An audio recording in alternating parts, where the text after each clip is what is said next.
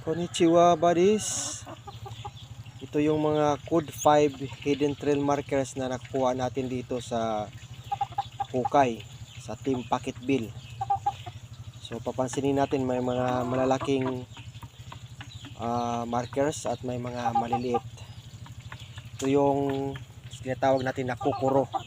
Ito siya, or heart marker, heart shape na bato. Yan.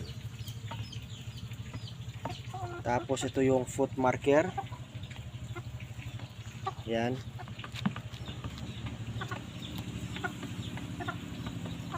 Ito naman yung maliit na heart. Yan. Saka may triangle.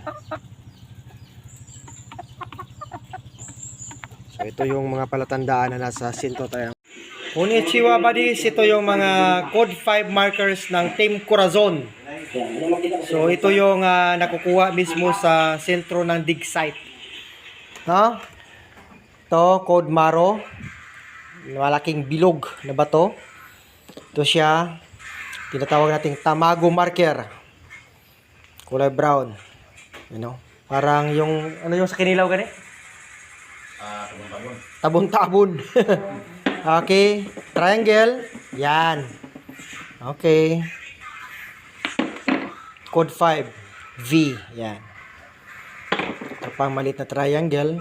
Ito siya ang code Maro, bilog. So nakuha to sa sentro ng dig site. Ibig sabihin center shaft. So ito yung heart o kukuru.